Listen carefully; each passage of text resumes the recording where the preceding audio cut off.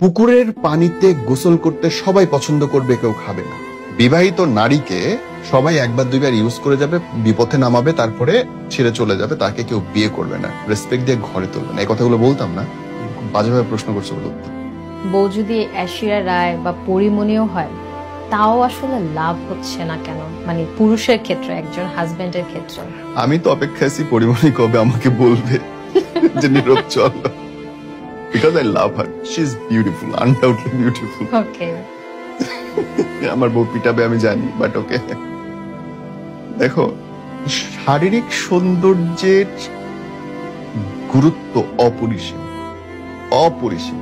একটা ছেলে মানুষের কাছে খুব জরুরি, কিন্তু তার চেয়ে বেশি যেটা জরুরি সেটা হচ্ছে রেসপেক্ট দেওয়া। যেই ভুলটা অধিকাংশ অসফল মেয়েরা করে পারিবারিক জীবনে। দেখবা যে সকল মেয়েরা পারিবারিক জীবনে অসফল, তাদের জবান ঠিক নেই। তারা এমন এমন জায়গায় কথা বলে, এমন এমন ঢঙে কথা বলে, এমন ভাবে চিৎকার করে যে সামনের লোকটা, মানে তার হাজবেন্ডটা বিরক্ত হয়ে যায়, চিৎকার করে এবং তার রাগ কন্ট্রোলে রাখতে পারে না। ভাই, সারাদিন পরিশ্রম করে এসে ঘরের মধ্যে মানুষ শান্তি খুঁজে, ঘরের মধ্যে তো ক্যাঁচর ক্যাঁচর শুনতে কেউ আসে না।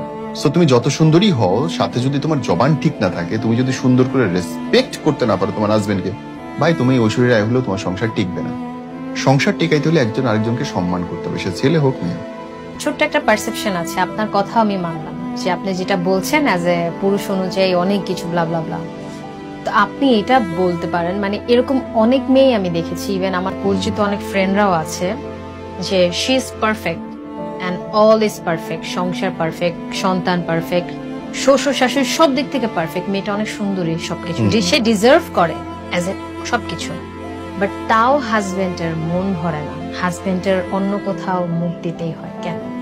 ওকে, তর্ক যেহেতু করলে একটু শুনে নাও। বাইরে থেকে কোনো দিন বিচার করা যায় না। পৃথিবীতে দুটো সম্পর্ক কাপড় ছাড়া, একটা মা বাবা, মা সন্তানের, আর একটা হাজবেন্ড ওয়াইফের। তোমার সাথে তোমার বন্ধু, তোমার আপন খালা, তোমার চাচি যখন কথা বলবে, তার সামনে 100টা মুখোশ, 100টা পর্দা থাকবে। সে সেইটুকু প্রকাশ করবে যেটুকুতে তার লস নাই।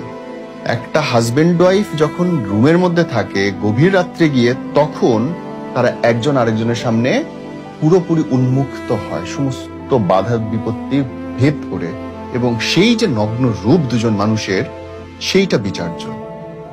রুমের বাইরে এসে কেউ মুখোশ ছাড়া কথা বলে না ব্রাদার। তুমি বিশ্বাস করো, এই বর্তমান সময়ে 99.99% ডিভোর্সের মূল কারণ হচ্ছে ইগো, আর কিচ্ছু না।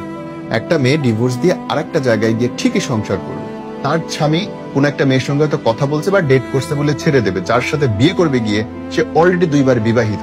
এবং তুমি নিশ্চিত থাকো, থার্ড ম্যারেজ, সেকেন্ড ম্যারেজ, সব সময় প্রত্যেকটা নারী ভোগে, কারণ সে আর যাওয়ার জায়গা পায় না। বাই করে ফেলাইছি তো, একবার ছাড়াছাড়ি হয়ে গেছে, একটা বাচ্চা আছে, 2টা বাচ্চা আছে, আমি কই যাব? সো থার্ড হাজবেন্ড বা সেকেন্ড হাজবেন্ড যাই করুক নাই করুক, মুখ বুঝে সহ্য করবে। এই সহ্যটা যদি প্রথম হাজবেন্ডের বেলায় করে, এই প্রথম হাজবেন্ডকে যদি মানায়, বুঝায়, ঠিক করার চেষ্টা করে, কোনোদিন ডিভোর্স হইতো না। কিন্তু ডিভোর্স দিবে কেন?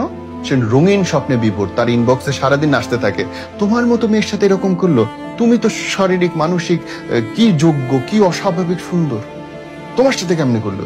এই শুনে শুনে মেয়েদের মস্তিষ্ক বিকৃতি করতেছে। এবং আজকে যে 100% ডিভোর্স মেয়েরা দেয়, ছেলেরা এখন আর ডিভোর্স দেয় না। কেন দেয়? বিপদে পড়ে। ভাই মনে রাখবা,